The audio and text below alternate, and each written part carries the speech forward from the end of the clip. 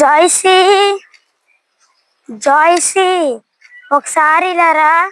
Mummy పిలుస్తుంది, ట్యూషన్కి వెళ్ళవా? వెళ్దాంలే కానీ ఒకసారి ఇలా రా అక్క.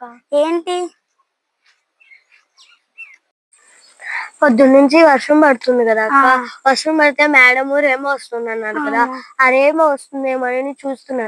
మేఘాలు కూడా ఉన్నాయి కదా, ఏంటి ఇంకా రాలేవు? ఏమో మరి అక్క, ఇంకా రాలేదు. సరే పద, మమ్మీ పిలుస్తున్నాను కదా, వెళ్దాం. మన చర్చిలో ఒక అక్క ఉంది కదా, ఆ అక్కకి సైన్స్ బాగా వచ్చు. ఆ అక్కని అడుగుదాం, వెళ్దామా? సరే పదక్క, వెళ్దాం. అక్క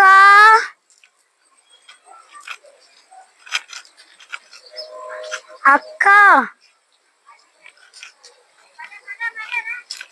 ఏంటి ఇలా వచ్చారు? అక్క, మాకు రెయిన్బో గురించి ఎక్స్ప్లెయిన్ చేస్తావా? అది ఎందుకు వస్తుంది, ఎలా వస్తుంది, సైన్స్ అసలు ఏం చెప్తుంది?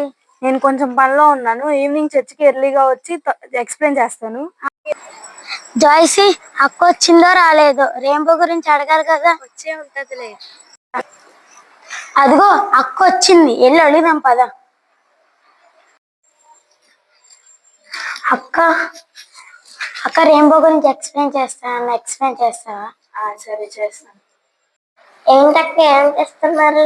హాయ్ అర్పిత, ఎలా ఉన్నావు? బాగా ఉన్నా. ఎప్పుడు వచ్చావు హాస్టల్ నుంచి? వచ్చాక ఏం లేదు అర్పిత, రెయిన్బో గురించి ఎక్స్ప్లెయిన్ చేయమంటే చేస్తున్నావు రా, నీకు కూడా చెప్తా. రెయిన్బో గురించి సైన్స్ ఏం చెప్తుందని కదా మీరు అడిగింది. ఓకే, సూర్యునిలో అన్ని రంగులు కలిసి ఉంటాయి. వర్షం పడినప్పుడు కొన్ని నీటి బిందువులు గాలిలో ఉండిపోతాయి. సూర్యకాంతి నీటి బిందువు మీద పడినప్పుడు ఆ కాంతి వంగి బిందువు వెనక భాగం నుండి వేరువేరు రంగులుగా కాంతి మారి మనకు రెయిన్బో లాగా కనిపిస్తుంది. బైబిల్ ఏం చెప్తుంది? ఏమోరా, నాకు కూడా అంతగా వివరంగా తెలీదు. సమీ పక్కన అడుగుదాం పద.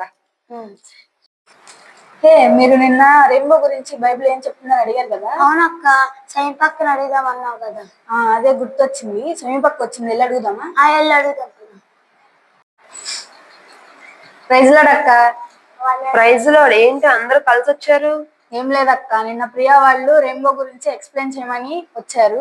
నేను సైంటిఫిక్ గా చెప్పాను, బైబిల్లో అసలు ఏముందని తెలుసుకోవడానికి మీ దగ్గరికి వచ్చాను. ఓ అవునా, ఓకే. నేను మీ అందరికి బైబిల్ అసలు రెయిన్బో గురించి ఏం చెప్తుందని ఎక్స్ప్లెయిన్ చేస్తాను. మీకు టైం ఉందా? ఏమన్నా వర్క్ ఉందా ఇంట్లో? ఓకే, రెయిన్బో గురించి బైబిల్లో 3 గ్రంథాల్లో రాసి ఉంది. ఓకే, మొట్టమొదటిగా ఆదికాండము 9వ అధ్యాయములో రాసింది. రెండవదిగా హెచ్కేల్ గ్రంథము 1:28లో రాసింది. తరువాత ప్రకటన గ్రంథము 4వ అధ్యాయము 13వ వచనము, అలాగే 10వ అధ్యాయము 1వ వచనము రాసింది. అయితే అసలు రెయిన్బో రావడానికి కారణం ఏంటి అని మనం ఆది కాండంలో చూస్తాం. ఓకేనా? ఆది కాండము 6వ అధ్యాయము 7వ అధ్యాయము 8, 9 చదివినట్లయితే అసలు దాని వెనుక ఉన్న రీజన్ ఏంటి అనేది మనకు అర్థమవుతుంది అనమాట. ఓకేనా? ఈ 6, 7, 8, 9 చదివితే మనకు అర్థమయ్యేది ఏంటి అంటే, దేవుడు సృష్టికర్త, అవునా కదా? సృష్టికర్త అయిన దేవుడు ముందు సృష్టిని సృష్టించిన తరువాత నరులను కూడా సృష్టించాడు.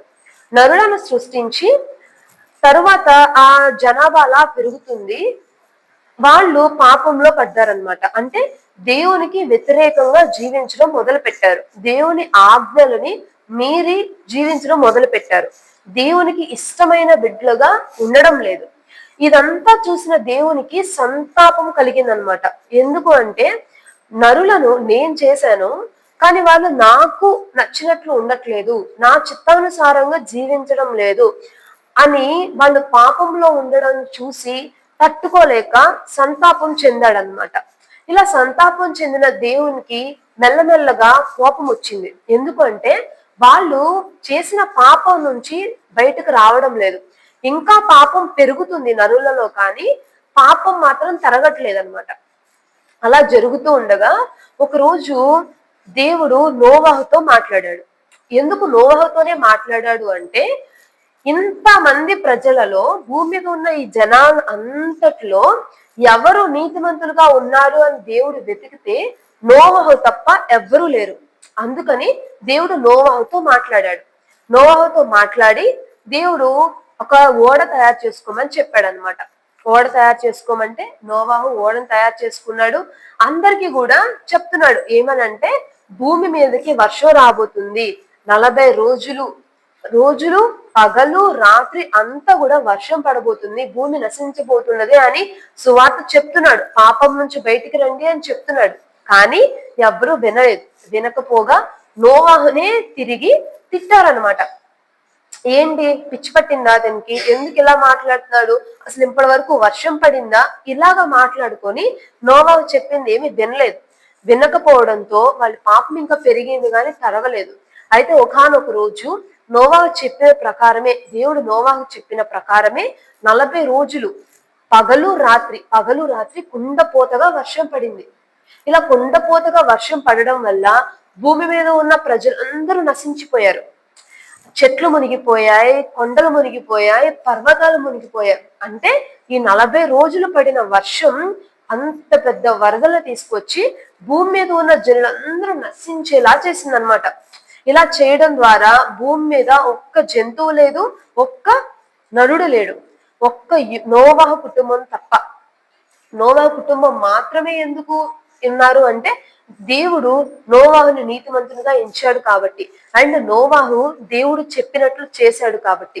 ఇలా చేయడం వల్ల నోవాహు కుటుంబము, నోవాహు అందరూ కూడా ఓడలో ఉన్నారు. వాళ్ళతో పాటు ఒక మగ ఆడ 2 జాతుల జంతువులు, అన్ని రకాల జంతువులన్నిటినీ ఆ ఓడలోకి తీసుకొని వెళ్ళాడనమాట.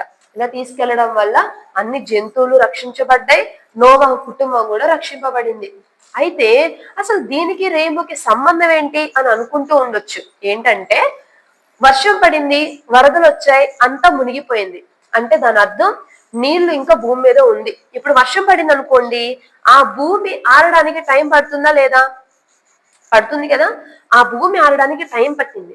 భూమి ఆరింది. ఆరిన తరువాత నోవాహు ఆ ఓడలో నుంచి బయటకు వచ్చి దేవునికి అర్పణ అర్పించాడనమాట.